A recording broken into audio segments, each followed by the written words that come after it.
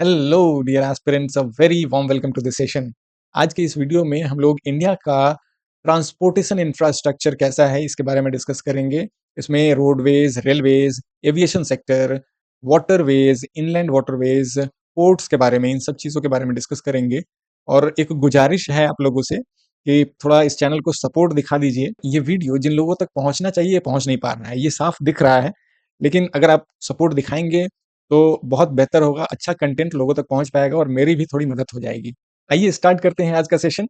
Longest expressway, Delhi to Mumbai expressway. उसी तरह सबसे पहला एक्सप्रेसवे इंडिया का कौन सा है? कौन सा ऐसा स्टेट है जहां पे सबसे ज्यादा एक्सप्रेसवेज हैं? इंडिया का सबसे पहला सोलर एक्सप्रेसवे कौन सा है? तो बुंदेलखंड एक्सप्रेसवे है।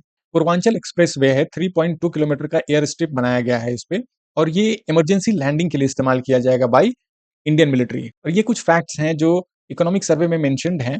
ये 2014 से 2025 के कंपैरिजन को दिखाता है। इसमें टोटल जो नेशनल हाईवे नेटवर्क है उसमें 60% का ग्रोथ देखा गया है। ये इंफॉर्मेशन काफी ज्यादा इंपॉर्टेंट है। उसके बाद कैपिटल एक्सपेंडिचर जो है रोड्स एंड हाईवेज पे, वो 5.8 टाइम्स इंक्रीज हुआ है, तो ये भी आप ध्यान रखेंगे। और जो एवरेज एनुअल कंस्ट्रक्शन है वो 2.3 टाइम्स एक्सेलरेट हुआ है। तो ये सारे फैक्ट्स काफी ज्यादा इंपॉर्टेंट है। प्रधानमंत्री ग्रामीण सड़क योजना के बारे में आप जानते हैं। ग्रामीण सड़क योजना, ये स्कीम रूरल कनेक्टिविटी के लिए लॉन्च किया गया था, और ये नियर टू कंप्लीशन है। मतलब 99.7% जो कनेक्टिविटी है, जो भी एलिजिबल हैबिटेशंस हैं, वो सारे लगभग लगभग कंप्लीट हो चुके हैं, कनेक्ट हो चुके हैं। वहीं ट्राइबल एरियाज की बात करें तो दो स्कीम्स हैं, पीएम जनमन और धरती आभा जनजातीय ग्राम कर्ष अभियान। ये पर्टिकुलरली ट्राइबल ग्रुप्स जो हैं उनके सोशियो इकोनॉमिक कंडीशन को बेटर करने के लिए इन स्कीम्स को लॉन्च किया गया था। इसमें भी एक डेडिकेटेड रोड कनेक्टिविटी के लिए एक वर्टिकल है, जिसके थ्रू रूरल एरियाज में, जो ट्राइबल एरियाज हैं, वहां पे सड़कें बनाई जा रही हैं। अब एक टर्म आप देख रहे हैं, PVTG, particularly vulnerable tribal groups है। ये टोटल 75 ऐसे ग्रुप्स होते हैं, 75 पीवीटीजीज हैं हमारे देश में। और इन ये काफी ज्यादा स्टैटिक पार्ट है, तो ये काफी ज्यादा इंपॉर्टेंट टॉपिक है, इसके बारे में आप जरूर पढ़ लीजिएगा। बिरसा मुंडा तो जानते हैं आप लोग। बिरसा मुंडा काफी ज्यादा इंपॉर्टेंट पर्सनालिटी हैं, और ट्राइबल मूवमेंट्स में इनका नाम हमेशा हम लोग पढ़ते हैं। तो इन्हें कहा जाता था धरती आबा। धरती आबा यानी कि फादर ऑफ द लैंड, धरती आबा। ठीक है। और ये जो स्कीम है इसका नाम है धरती आभा। आभा मतलब ग्लोरी। ठीक है, तो ये दोनों अलग चीजें हैं, बट लिंक कर रहा था तो इसलिए मैंने सोचा कि ये इन्फॉर्मेशन भी आपको बता दिया जाए। संथाली के बारे में हम क्यों डिस्कस कर रहे हैं? क्योंकि संथाली जो ट्राइब है, ये मुंडा ब्रांच के अंदर ही आता है। और इन्होंने अपना जो इनका स्क्रिप्ट है, औलचिकी स्क्रिप्ट, इसमें कॉन्स्टिट्यूशन ऑफ इंडिया रिलीज किया गया है। तो रघुनाथ मुर्मू जी ने 1925 में औलचिकी स्क्रिप्ट डेवलप किया था। संथाली लैंग्वेज जो है ये हमारे 8th शेड्यूल में भी है, तो आपको पता होना चाहिए कि 8th schedule is related to languages, जिसमें टोटल 22 लैंग्वेज है। ये लिस्ट है टोटल 22 लैंग्वेज का। ओरिजिनली 1950 में अगर देखें तो सिर्फ 14 लैंग्वेजेस हुआ करता था, और फिर बाद में इन अमेंडमेंट्स के थ्रू और भी लैंग्वेजेस को इंक्लूड किया गया, जिसमें संथाली जो है ये 2003 में ऐड किया गया था। आगे बढ़ते हैं और रेल नेटवर्क्स के ऊपर बात करते हैं। नमो भारत रैपिड रेल, नमो भारत रैपिड रेल जो है ये इंप्लीमेंट किया जा रहा है national capital region transport corporation के द्वारा। ये इंडिया का सबसे पहला हाई स्पीड रीजनल है। ठीक है, तो ये वर्ड आप याद रखेंगे, रीजनल रैपिड ट्रांजिट सिस्टम है ये। मतलब दिल्ली मेरठ वाला जो रीजन है उसको ये कनेक्ट करेगा। ठीक है, तो रीजनल बेसिस पे इसको डेवलप किया जा रहा है। और ये बॉडी जो इम्प्लीमेंटिंग बॉडी है उसका नाम है national capital region transport corporation. Corridors तो आपको पता होगा। कॉरिडोर्स जैसे मान लेते सर्किट जो आप पढ़ते हैं कि बुद्धिस्ट सर्किट है, जैन सर्किट है या रामायण सर्किट है, तो जो एरिया ऑफ इंपॉर्टेंस होते हैं उन सबको जो कनेक्ट कर दिया जाता है तो वही सर्किट बनता है या कॉरिडोर बन जाता है। ठीक है, तो इंडियन रेलवे 3 टाइप के कॉरिडोर्स डेवलप कर रहा है अंडर पीएम गति शक्ति। गति शक्ति आपको पता है, मोबिलिटी के लिए, इंफ्रास्ट्रक्चर के लिए ये प्रोग्राम लॉन्च किया गया था। पिछले वाले वीडियो में हमने बात किया था बायोफार्मा शक्ति के बारे में, that is a different concept. यहाँ है पीएम गति शक्ति। 3 टाइप के कॉरिडोर्स बनाए जाएंगे, जो एनर्जी, मिनरल एंड सीमेंट का होगा। पोर्ट कनेक्टिविटी होगा, इंडिया में जितने भी पोर्ट्स हैं उनको कनेक्ट किया जाएगा। और एक कॉरिडोर होगा जो हाई ट्रैफिक डेंसिटी रूट्स होंगे। ठीक है, जहाँ पे बहुत ज्यादा ट्रैफिक है, मतलब बहुत ज्यादा ट्रेन चल रही हैं वैसे वाले। ठीक है। डेडिकेटेड फ्राइट कॉरिडोर आपको पता है, फ्राइट कॉरिडोर मतलब जहाँ पे गुड्स ट्रांसपोर्टेशन होता है। ठीक है, इस पे सिर्फ मालगाड़ी चलता है, पैसेंजर ट्रेन इस पे नहीं चलेंगी। ठीक है, तो डेडिकेटेड फ्राइट कॉरिडोर जो है ये इंडिया में टोटल 2843 किलोमीटर को डेवलप किया जा रहा है और नियर टू कंप्लीशन ये भी है, 96.4% कंप्लीट हो चुका है।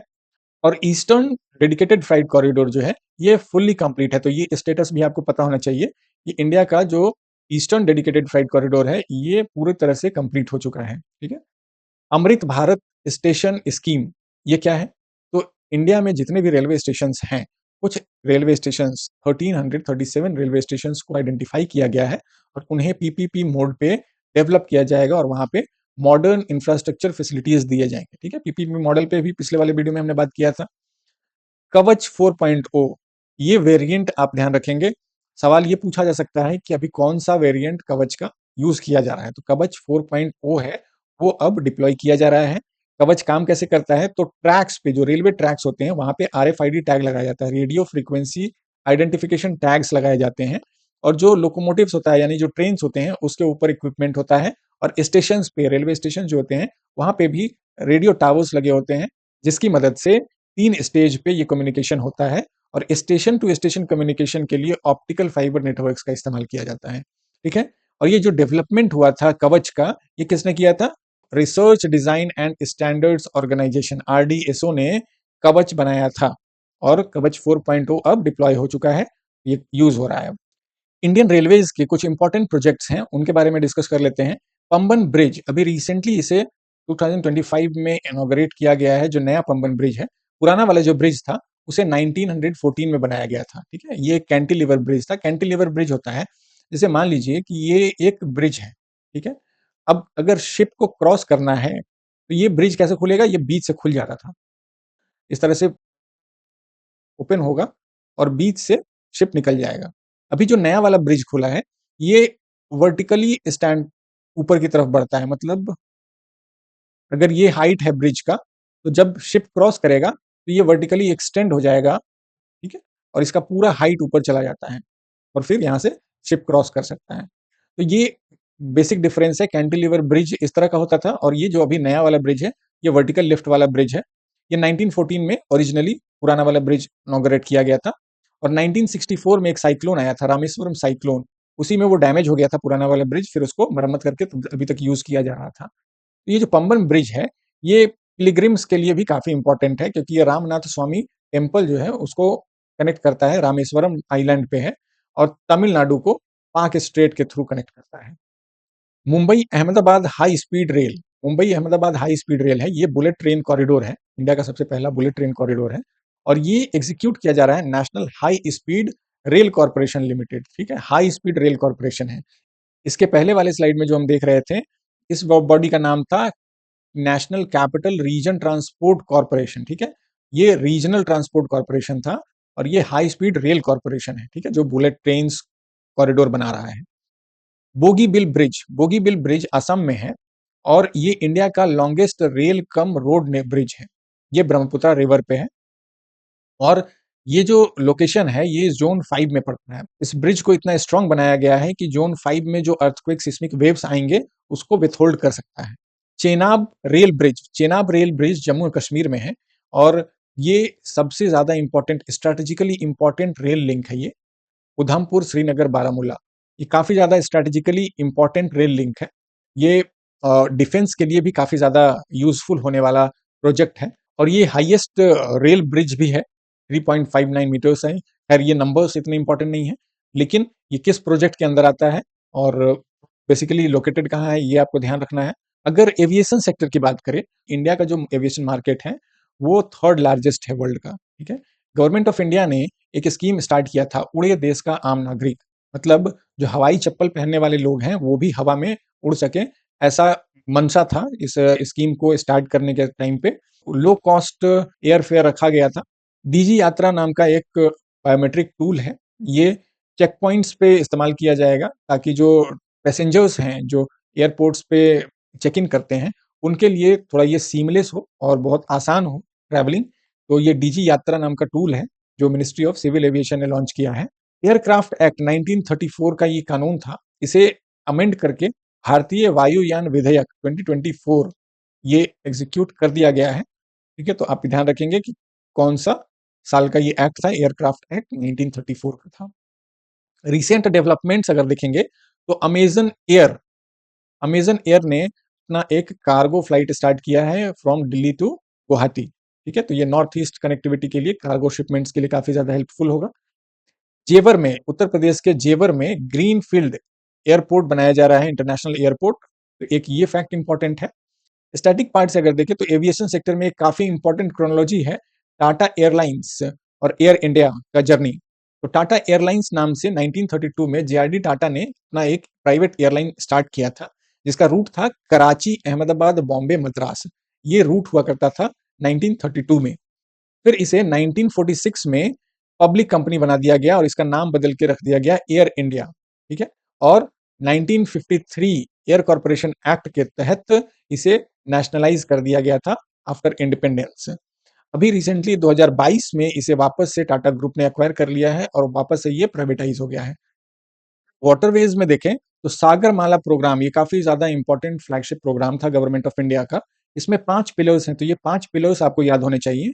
Port modernisation, port connectivity, port led industrialisation, coastal community development and coastal shipping and inland waterways. ठीक है, तो ये पांचों पिलर का नाम आपको याद होना चाहिए। सवाल इसे बनाया जा सकता है कि which among them is the 5 pillars of Sagarmala programme, या इसमें कोई और एक एडिशन कर दिया जाए और कंफ्यूज करने के लिए पूछा जाए कि इसमें से कौन है जो 5 पिलर्स में नहीं आता है। तो इस तरह के सवाल बनाए जा सकते हैं।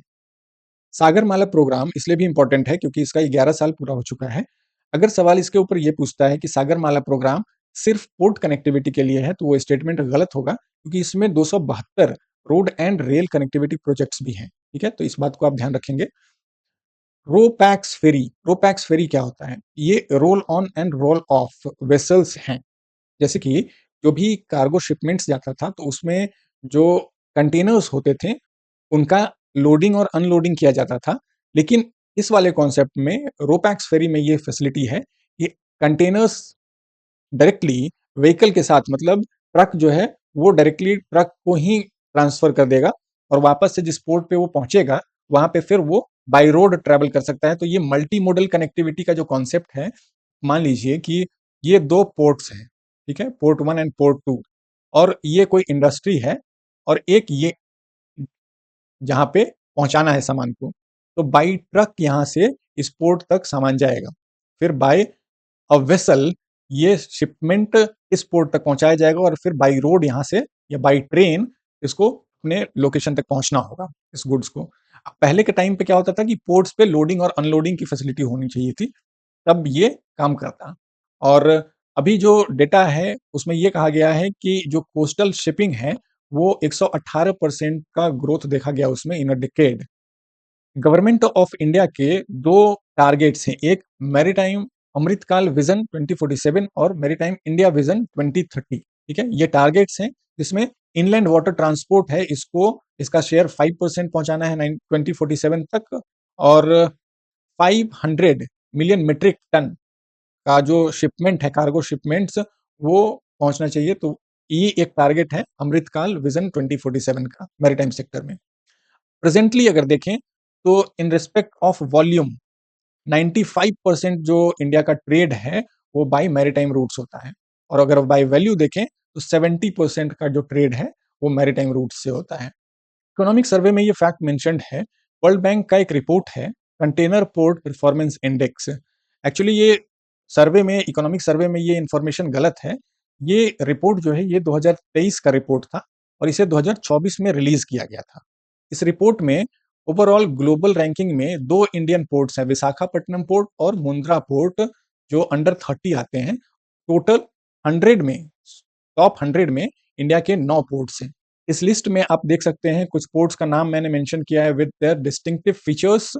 विशाखापट्टनम पोर्ट ये डीपेस्ट पोर्ट है और यहाँ पे लोकेटेड है डॉल्फिन हिल्स या डॉल्फिन नोज जिसे कहते हैं।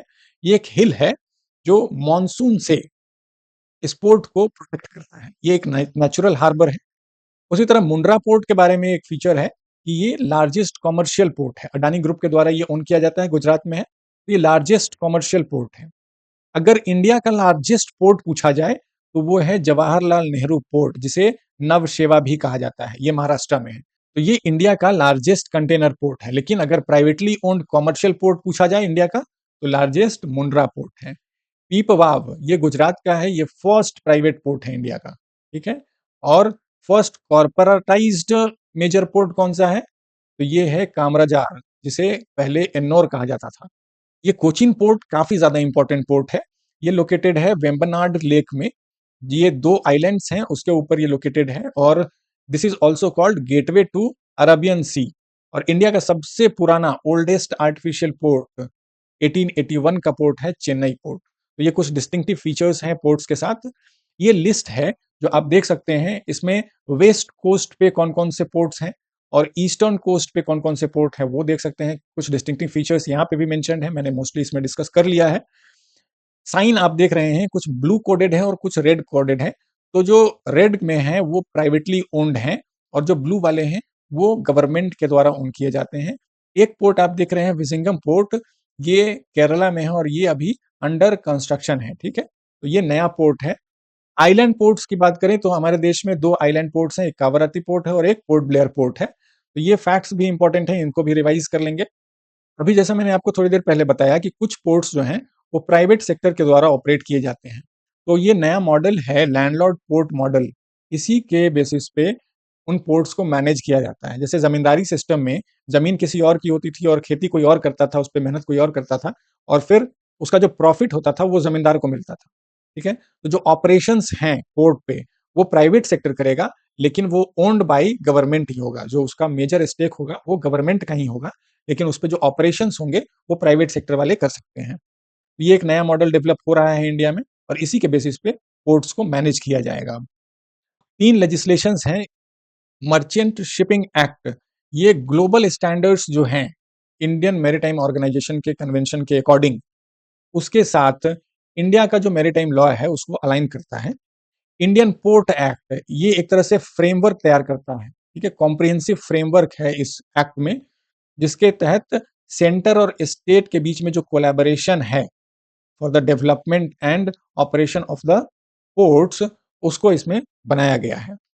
Carriage of goods by sea act 2025, ये काफी ज्यादा इंपॉर्टेंट है क्योंकि इसमें एक रूल की बात कही गई है, हेग विस्बी रूल।